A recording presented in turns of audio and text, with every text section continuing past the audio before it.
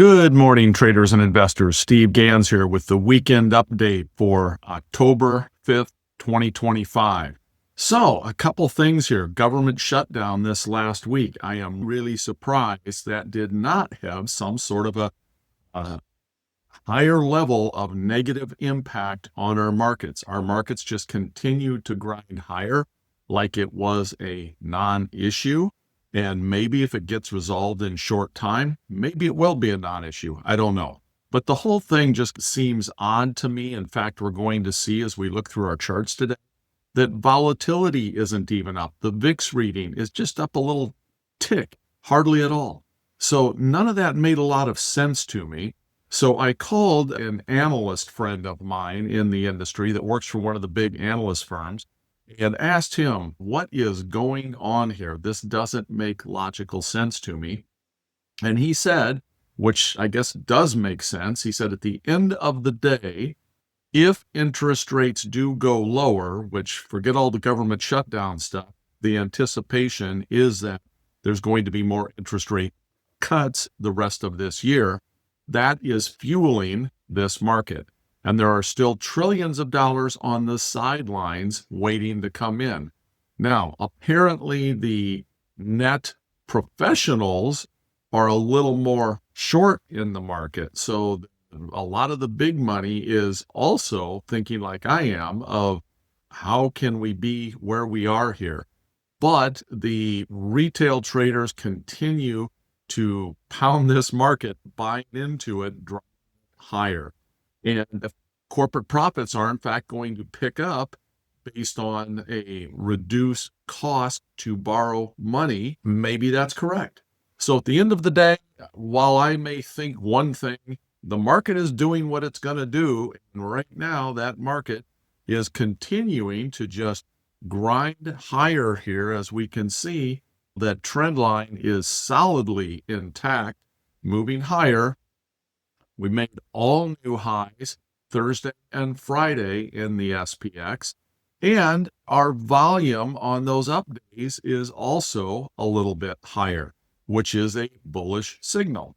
So let's look at SPY. It's going to look pretty much exactly the same. Again, we're also seeing more volume on up days than down days. Also broke to new high. Again, SPY is just a mirror of SPX, as is the ES, the S&P futures market. And again, largely the same thing here. We're getting good volume on up days, but we did have a little more volume on a couple down days there as well. And again, it's often the professional markets that are trading the futures market. So that may lead into what I mentioned a couple minutes ago, that many times the professionals are a little bit more short this market, or may not be quite as bullish as the retail traders that are in there buying SPY and or SPX. Let's look at the volatility here on the S&P 500. And again, while it's off its lows, it's certainly not at all what I would call elevated, given the potential situation that we're looking at. Take a look at the Qs. Qs also broke to all new highs. The up days have had predominantly overall more volume than the down days. Again, that volume kind of leads into the thesis of we are still in bull mode.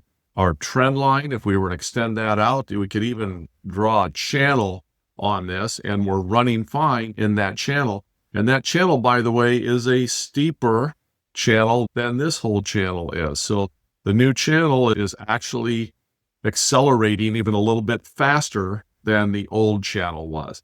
How long that's going to last for, I don't know, but we are busting out of this long-term channel here to the upside, creating a new dynamic or a new, maybe more accelerated channel right now.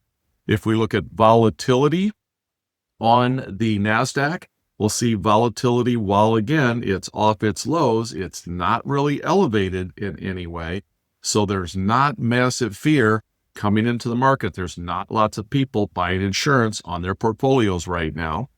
Then we'll take a look at IWM. IWM, I want you to notice something here.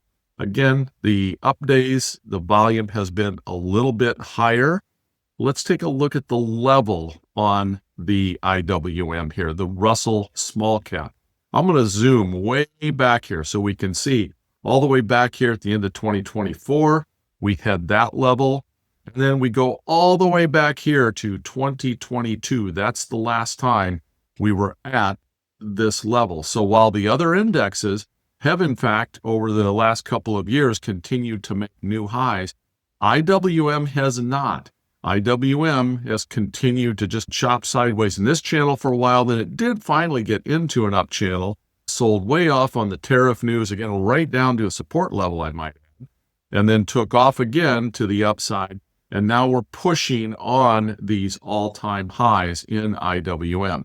Now, my expectation here, quite frankly, is small caps also benefit quite a bit from reduced interest rates. We're seeing the up days has a little bit higher volume. I think we're going to be breaking out here as well. I think IWM can break out to all new highs. If that happens, we have all three indexes pushing new highs and nothing but bullish until something major steps in and potentially changes that.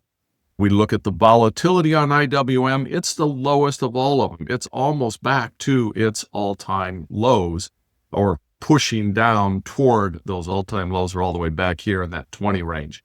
But volatility is off considerably in IWM as well.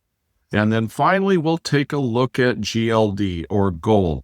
As I had mentioned a few weeks ago now, gold was in this pattern here. I had mentioned right in this range that if it comes down and touches that, I think that would be a bullish signal to go long gold, expecting it to come back to the top of the channel here, possibly punch through. And of course, it did punch through and continues to just barrel higher here. And that's a little bit unusual that gold is going higher at the same time all the markets are. Many times gold kind of acts as an inverse to the other markets. So that's just adding more fuel on this everything is bullish fire right now. And again, I personally don't feel all of that is justified right now, but I understand it a little bit more after talking to my friend that's at the analyst firm, and he explained to me the whole situation with interest rates. So at this point, I am cautiously bullish, continue to be bullish in this market, unless some of those underlying dynamics change. I also asked him about the government shutdown, by the way, and this firm pays many high-priced analysts that are looking at that whole thing, and they're anticipating a 25 to 35-day shutdown. That's their best guess. And it is exactly that, a guess. Of course, nobody knows. And the political environment is awkward at best in Washington. Take that for whatever it's worth, which is quite possibly nothing. So with that, if you like this content, please give me a thumbs up and subscribe. And I'll look forward to seeing you next week. Take care, everyone.